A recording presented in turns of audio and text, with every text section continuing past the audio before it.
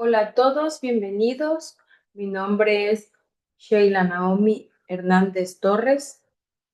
Soy la maestra que está impartiendo la asignatura que se llama Identificación y Reconocimiento de Emociones.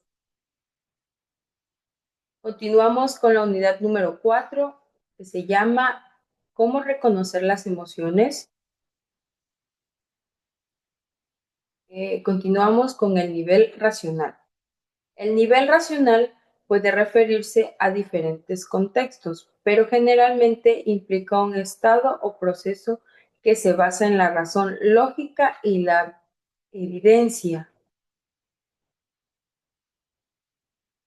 Ser racional implica la capacidad de pensar y actuar usando la lógica y el razonamiento para tomar decisiones o resolver problemas, basándose en el pensamiento claro, estructurado y la evidencia en contraposición a las emociones o impulsos irracionales. Nivel racional en diferentes contextos. Ahora, en el contexto de la ciencia y la filosofía. El conocimiento racional, como el saber científico y filosófico, se basa en la inferencia, el análisis y el uso sistemático de la razón. Busca comprender la realidad a través de demostraciones lógicas y la aplicación de la lógica formal.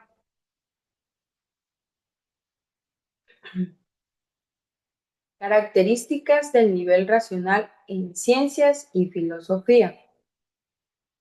Basado en la razón, el conocimiento se obtiene a través del ejercicio de la razón y el pensamiento lógico, que utiliza conceptos, axiomas y procedimientos que pueden ser explicados y demostrados.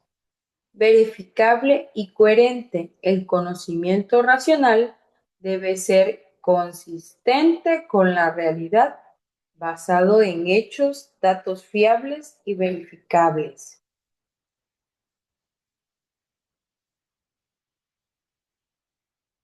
Seguimos con las características racionales en ciencia y filosofía.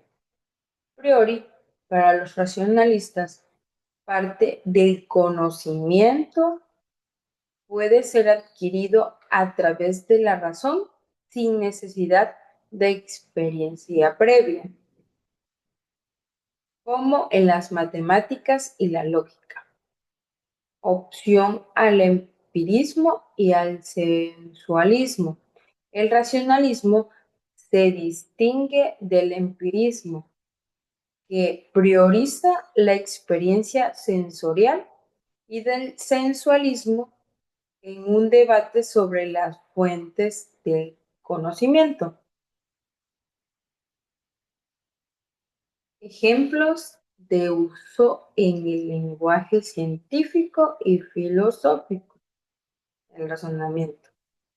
Se dice que una persona está siendo racional cuando sus pensamientos y acciones están justificados lógicamente y no se basan en percepciones distorsionadas o emociones sin fundamentos. En teología, un racionalismo religioso sostiene que los dogmas de la fe deben ser aceptados solo si la razón los considera coherentes y lógicos. Aquí recuerdo, poniendo como ejemplo, en un momento de enojo, de una forma u otra hay distorsión del razonamiento, porque empiezas a decir cosas y cosas y tal vez al inicio tenga lógica porque estás diciendo de dónde sale tu enojo, pero ya de ahí cuando te refutan, te contestan o te tratan de aclarar la situación, empiezas a sacar situaciones que ni al caso, comentarios que no tienen razonamiento, o no tienen nada que ver en el contexto o en la situación que estás presentando. He aquí lo importante de tener un razonamiento lógico. Nivel conductual.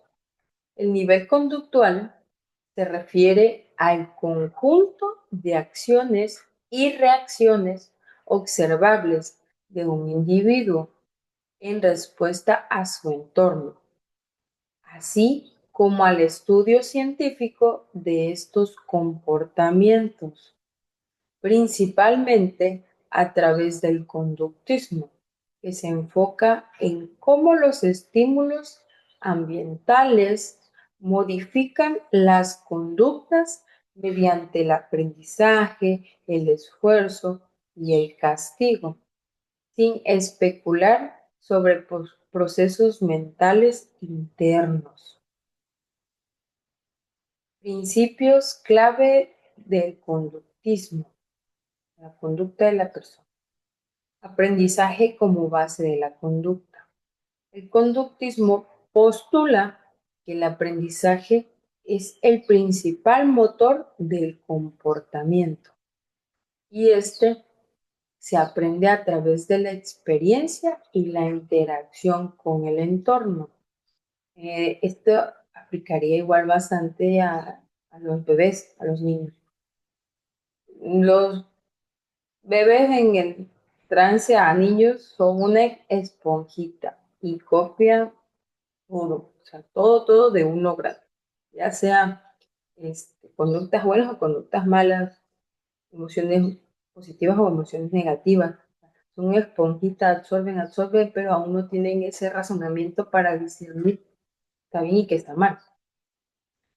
Enfoque en lo observable. Se limita al estudio de la conducta que puede ser observable y cuantifica dejando de lado los procesos mentales internos por considerarlos subjetivos e innecesarios.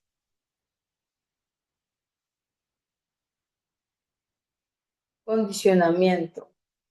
Es un principio clave del conductismo, es condicionamiento.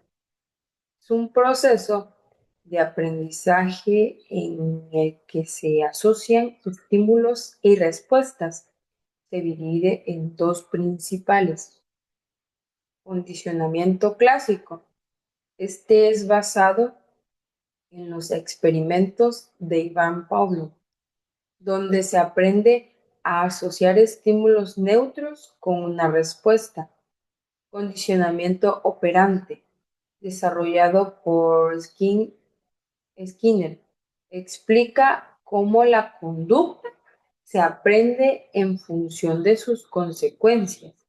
La consecuencia positiva, o sea, refuerzos, aumenta la posibilidad de que una conducta se repita, mientras que las consecuencias negativas, o sea, castigos, la disminuyan.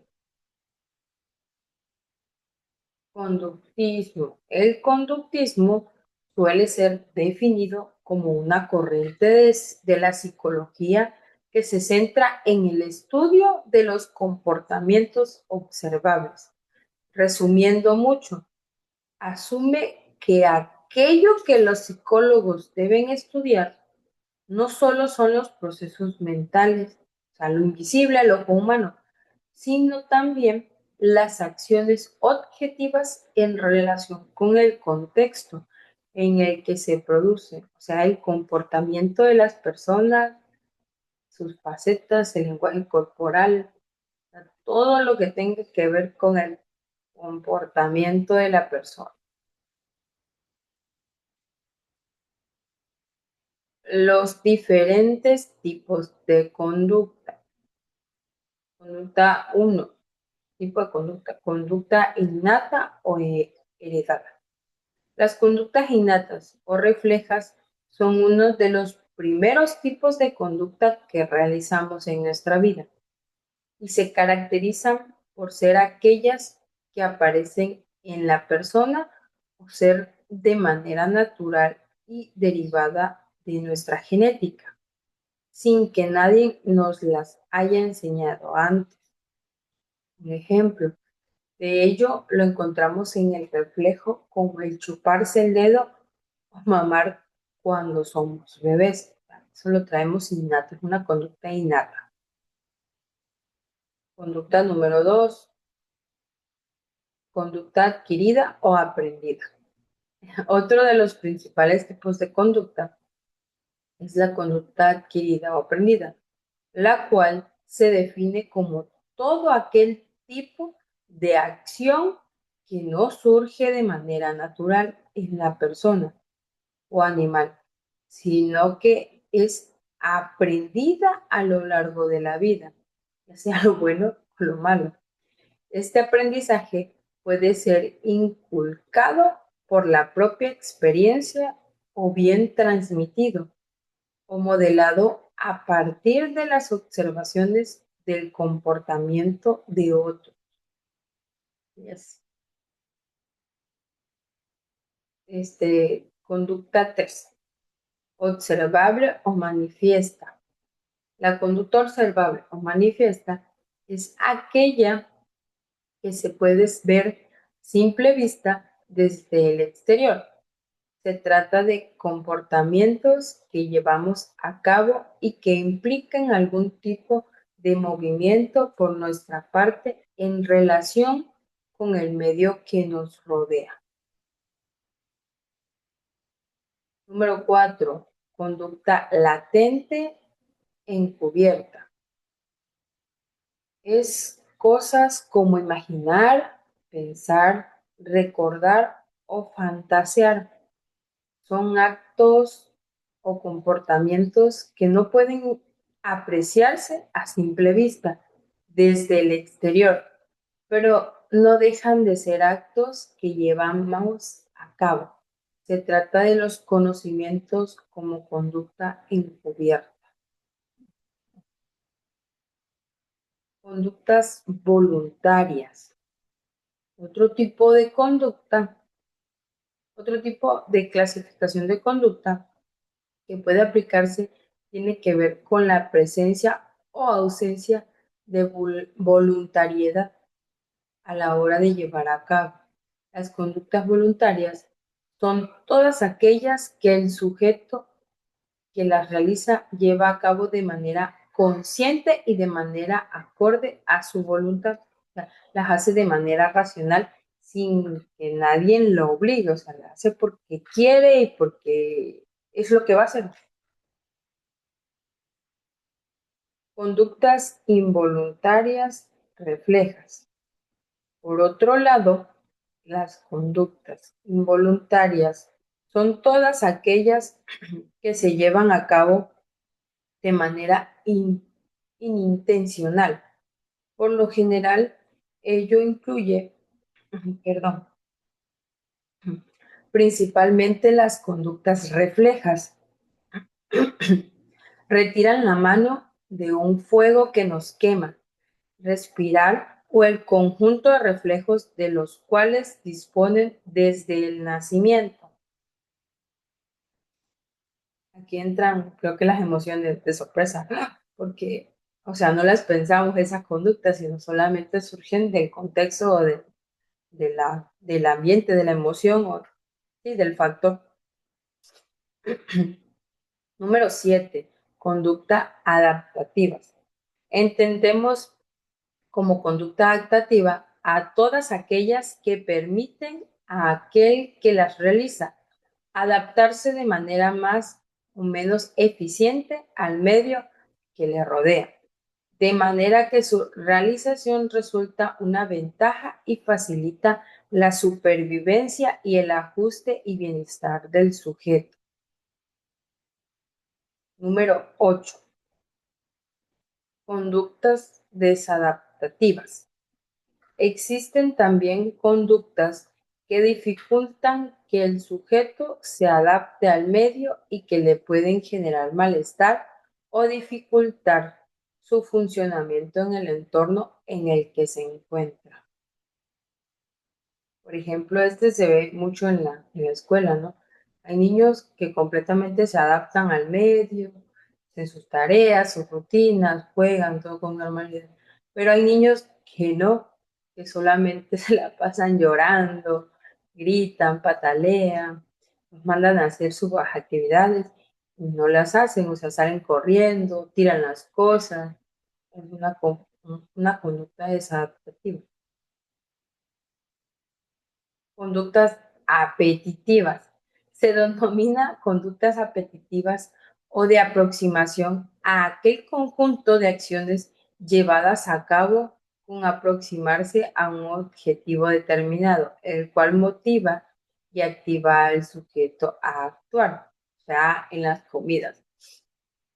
O sea, tengo antojo de comer algo, voy y me lo compro, voy y lo como, voy y lo preparo. Una conducta apetitiva, o sea, saciar el apetito. Número 10. Conductas consumatorias.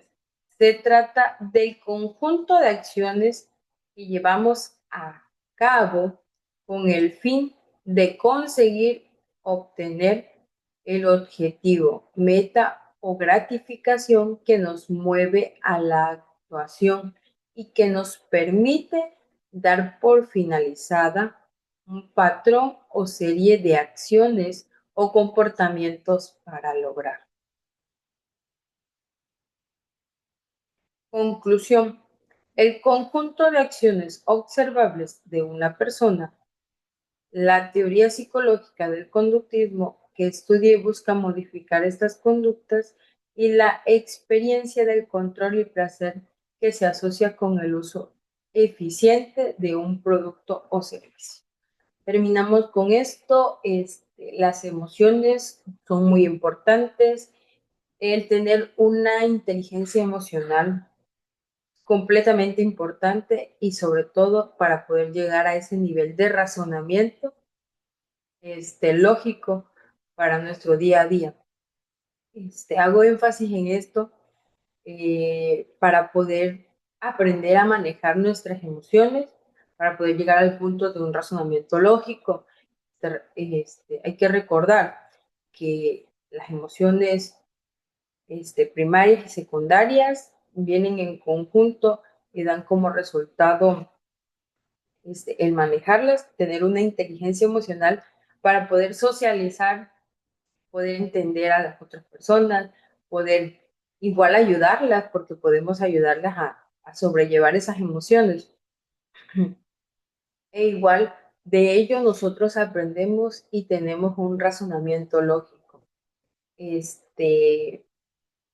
muy importante también no solo observar o identificar las emociones, sino también los comportamientos de las personas, ya que en base a ello, pues se dan las emociones, la toma de decisiones, el razonamiento, la inteligencia emocional, o sea, se identifican todas estas cosas y es ahí donde se aprende para poder llevar esa inteligencia emocional día a día. Esto sería todo de mi parte. Muchas gracias. Hasta luego.